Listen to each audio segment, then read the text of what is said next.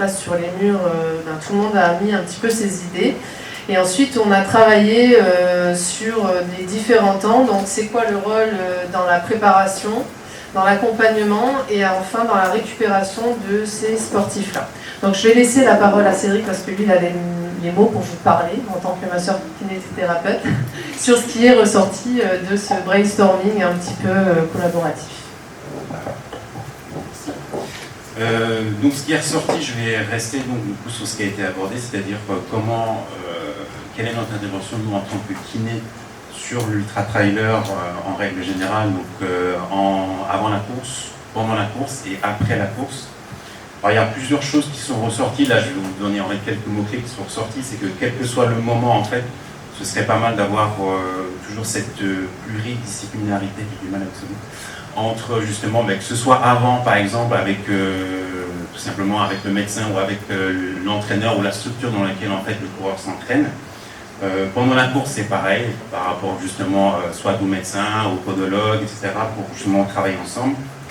Et c'est à peu près la même chose en fait sur la récupération. Ensuite, ce qui est ressorti aussi, c'est tout simplement en fait dans quel cadre en fait on peut justement accompagner le trailer, parce que c'est vrai que si on se référence juste au cadre légal, on devrait en fait suivre uniquement en fait le trailer chez nous s'il est blessé. Alors qu'on s'est rendu compte que dans la pratique des kinés et des kinés du sport en particulier, il y a beaucoup de coureurs en fait qui viennent pour se préparer avant chez le kiné. Ils n'ont pas spécialement de blessures, mais ils veulent quand même être suivis en fait par le kiné avant et même après. Et justement, on se posait la question justement, dans un cadre légal, est-ce que légalement on a le droit? Parce que habituellement en fait un patient, que ce soit sportif ou pas sportif, il vient nous voir en fait pour une lésion ou un traumatisme bien précis. Donc ça faisait partie en fait des choses à débattre là-dessus. Donc on se disait du coup pourquoi pas en fait dans les référentiels kiné faire un acte en fait qui nous permettrait de suivre entre guillemets légalement un patient sportif avant une compétition, que ce soit trailer ou pas, et après la compétition. Pour tout ce qui est ensuite accompagnement, ce qui était important, c'était justement essayer de former les kinés qui suivent à tout ce qui était ce qu'on appelle vraiment les drapeaux rouges, c'est-à-dire si par exemple vous suivez tout simplement un coureur en fait sur une course, à savoir quels seraient vraiment les motifs qui devraient justement nécessiter l'avis d'un médecin, par exemple. Est-ce qu'il y a des problèmes, est-ce qu'on suspecte un problème cardiaque, une hypothermie, une hyperthermie?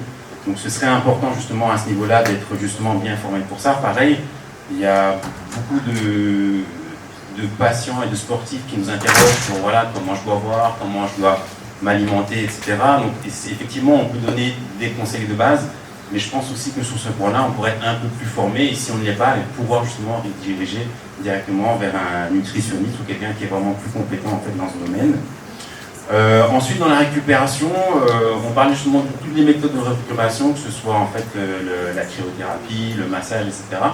Et il y avait justement, dans le groupe, il y avait le docteur Lemarchand qui disait « Ok, tout ça c'est très bien, mais quel est vraiment l'intérêt en fait de faire de la récupération pour un coureur qui va faire par exemple un ultra-trail? Est-ce qu'il ne doit pas juste se reposer, dormir? Est-ce qu'il y a un véritable intérêt à se faire du massage ou de la récup pour récupérer plus vite alors que derrière il va quand même se reposer en fait plusieurs semaines?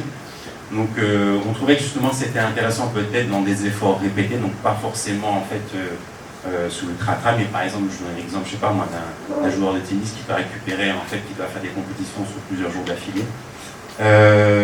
Donc voilà, je ne sais pas si j'oublie quelque chose. Oui, aussi, ouais, c'est ça. On parlait aussi du soutien psychologique, parce que moi, personnellement, dans mon cabinet, j'ai quand même pas mal de sportifs. Et c'est vrai qu'il y a beaucoup de sportifs qui, je vois vraiment, entre guillemets, une recrudescence du sportif allez, on va dire, à 4-6 semaines en fait, du grand raid. Et souvent, c'est plus pour les rassurer qu'autre chose. Donc c'est vraiment ce côté psychologique, accompagnement. Ils veulent être sûrs en fait que voilà, le blessure qu'ils ont soigné il y a 2-3 mois ne va pas revenir. Ou, je sais qu'ils cherchent beaucoup ça, et donc que ce soit souvent avant et pendant, on a remarqué que justement ce côté accompagnement psychologique était très important en fait. Merci. Merci beaucoup. Vous pouvez passer le micro. Donc sur l'atelier 2, donc sur la deuxième journée, on était sur les seniors, donc avec Emmanuel et Sébastien, à qui je vais laisser le micro. Donc il y a un petit jeu qui a été fait, un petit quiz qui a été fait, donc c'est ce qu'on va vous afficher là. On ne peut pas tout afficher parce qu'on a travaillé sur des paperboards avec des post-it, des caquinous. Donc voilà, il y a eu un petit quiz et Rosemée a remporté le challenge.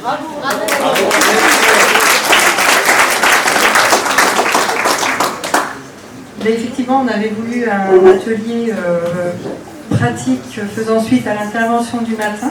Donc, le quiz a démarré l'atelier avec des questions qui reprenaient les points, globalement les points abordés le matin. Et donc, on peut voir que les réponses étaient bien performantes. Donc, ça veut dire que voilà, le message était, même si c'était assez rapide, il a été reçu. Donc, c'est chouette. Et puis après, voilà, à partir d'un cas semi-fictif, parce que c'était une personne que j'avais eue en consultation, j'avais apporté des supports à la fois audio, d'interrogatoire et puis d'analyse de marge, des vidéos, etc.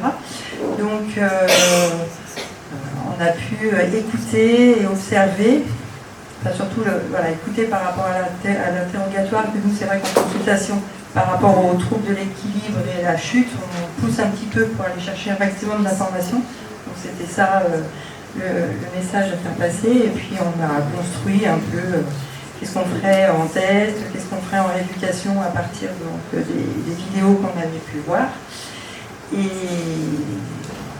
en gros, sachant que c'était comme c'était le thème de la prévention hier, et c'est vrai qu'on était tous à se dire qu'on a la chance d'avoir des gens pendant longtemps, qu'on les suit, qu'on peut aller pousser nos questions et nos observations un peu plus loin, et tout ça, on ne va pas le garder pour nous, mais par rapport, je reviens sur les seniors, et par rapport à la prévention de la chute, il y en a plein qui ne le disent pas, soit autour de chez eux et encore moins aux médecins traitants, donc c'est à nous des fois de faire passer le message et de dire, voire même contacter le médecin traitant directement, ou de dire aux patients de en parler, parce que pas passer à côté d'une chute, c'est pas banal, et il y a plein de choses à faire. Voilà. Voilà, je voulais juste rajouter un petit mot pour dire que, effectivement, c'était très intéressant qu'Emmanuel nous ramène des vidéos. On sent que les analyses vidéo, notamment de schéma de marche, ça branche beaucoup les kinés. Je vous invite à essayer de le réaliser tout simplement chez vous, dans vos cabinets, avec vos smartphones, ce que vous avez sous la main. Car c'est toujours très intéressant de faire visualiser aux patients ses progrès ou éventuellement ses absences de progrès. Moi, ce que j'ai surtout retenu, c'est qu'après l'atelier, il y a des gens qui sont venus me voir en me disant je suis content, ça m'a donné envie de m'occuper peut-être un peu différemment des seniors. Et rien que pour ça, je pense que l'objectif était atteint. On aurait pu le faire, à mon avis, encore beaucoup mieux, mais ça sera peut-être pour la prochaine fois avec Emmanuel. Je vous invite tous en fait, à mettre beaucoup de valeur ajoutée dans votre pratique. Faire en sorte que la kinésithérapie que vous faites, ça soit celle que vous vouliez en fait. L'idée, c'est de la rendre attractive. Patients, pour les médecins, mais surtout pour vous. Je vous conseille fortement d'aller dans ce sens-là, quel que soit le domaine, qu'il y ait du sport, pédiatrique, la thématique senior dans la journée. Merci beaucoup.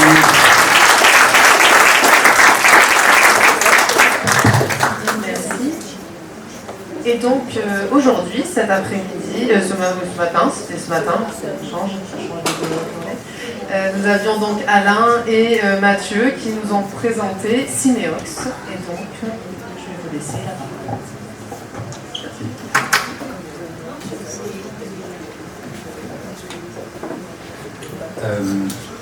Merci.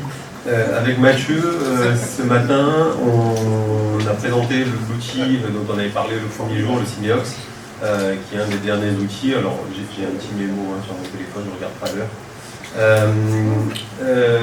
On a eu la chance d'avoir une patiente muco, Amandine, qui est venue, qui a 30 ans, qui est venue avec son appareil, parce que du coup elle l'a acheté il y a plus d'1 an. Elle l'utilise au quotidien, et son retour d'expérience, c'est qu'elle l'utilise au quotidien de façon seule, sans kiné, et elle a malgré tout réussi à récupérer 10% de capacité respiratoire. Pour nous qui l'avons vu, on n'a pas eu le temps de faire un point tous ensemble. pour nous qui l'avons vu, j'ai fait un peu les remarques parce que je suis comme ça, on a vu qu'il y avait quelques trucs encore à corriger et c'est la problématique qu'il y avait, c'est qu'elle n'a plus de suivi de kiné. C'était un peu le discours qu'on avait dit hier, c'est que c'est pas parce qu'on a cet outil qui est juste extraordinaire, qui lui a permis de gagner 10%, c'est énorme dans la vie d'un muco. Enfin, elle a l'impression de respirer. Je pense qu'elle peut aller encore plus loin, je pense qu'elle a encore énormément à progresser et il faut absolument qu'elle ait un suivi avec un kiné qui est expert de cet outil pour pouvoir avancer là-dessus. Du coup, on a rebondi sur le sujet, c'est qu'aujourd'hui, sur la réunion, à part Mathieu qui connaît bien l'outil, c'est compliqué. Donc, du coup, on lui a même proposé de faire des téléconsultes. Alors, je sais que ça peut ne pas plaire, mais je ne vais pas de métropole, c'est compliqué de faire des allers-retours tous les jours. Donc du coup, je lui ai proposé de l'avoir en téléconsulte une fois de temps en temps, juste pour améliorer et optimiser son traitement quotidien, puisque de toute façon, elle n'a pas le temps, avec ses enfants, d'aller chez le kiné, c'est pas possible. Donc elle priorise. L'outil est très intéressant, mais encore faut-il savoir s'en servir. Comme tout outil, si on ne sait pas s'en servir, mais il peut rester dans vos oubliettes rapidement. Chaque kiné a pu essayer et découvrir que c'est pas si simple de se laisser aller et de laisser faire et de lâcher prise. Il y en a qui ont galéré un peu plus que d'autres, ceux qui réfléchissent plus. Le dernier point, c'était avant tout ça, il ne faut pas oublier que le poumon, ça n'est qu'un élément du corps et qu'il faut penser global. Le poumon est en 3 dimensions, vous le savez tous, à l'école on l'apprend, on nous l'a appris, c'est dans les 3 dimensions de l'espace, sauf que quand on le traite en kinésithérapie, on traite nos patients sur le dos, assis, sur un côté, l'autre côté, et on les a jamais soignés à plat ventre. Il faut se poser la question pourquoi, puisqu'il est en 3 dimensions, posez-vous la question. Donc oui, on a soigné notre petite Amandine à plat ventre tout à l'heure, et finalement c'était la position dans laquelle elle arrivait le mieux à gérer son syméox. C'est la plus facile pour elle, pour pouvoir travailler son poumon et se désencombrer du coup. Et on lui avait jamais dit, elle a 35 ans. Mais tout arrive. Après l'atelier, certains d'entre vous sont venus me voir parce que la semaine prochaine, on est encore là. Sur un séminaire sur la BPCO. Certains d'entre vous sont inscrits, on va passer 5 jours ensemble. Ils sont venus me voir pour me demander comment ça se fait qu'on n'était pas au courant de cette information. Probablement vous avez dû recevoir un mail ou vous allez le recevoir. On va se débrouiller avec Julien ou Tara, je ne sais pas si c'est possible aujourd'hui, de leur envoyer le petit lien pour qu'ils puissent voir, avoir l'info. Sachant que c'est lundi, il va falloir trouver des solutions pour la semaine prochaine. C'est une formation qui valide des DPC évidemment, qui est indemnisée évidemment aussi, sur laquelle l'objectif c'était vraiment de faire du multidisciplinaire, parce que c'est un peu comme ça qu'on veut travailler depuis des années et aujourd'hui on le veut encore plus.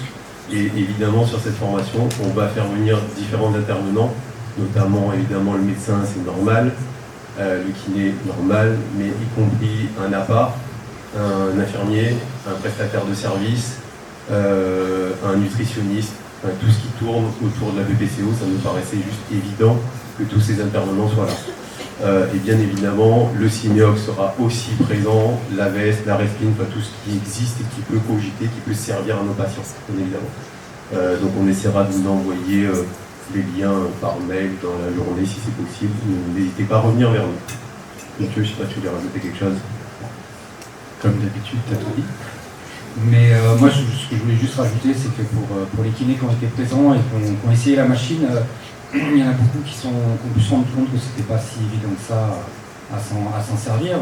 Il y en a qui sont arrivés du premier coup, il y en a d'autres où c'était plus compliqué. Et finalement, un patient muco qui connaît, qui est expert, on va dire, dans son domaine de souffle, des fois ça peut être plus facile pour eux d'y arriver que nous, kinés. Voilà, donc pour utiliser cette machine, avant de savoir s'en servir pour les autres, il faut savoir s'en servir sur soi-même, je pense, et l'essayer. Et c'est quelque chose c'est une machine très intéressante, je pense que c'est l'avis de ceux qui ont pu l'essayer, de voir un petit peu ce que ça veut dire. Je vais juste rajouter ça.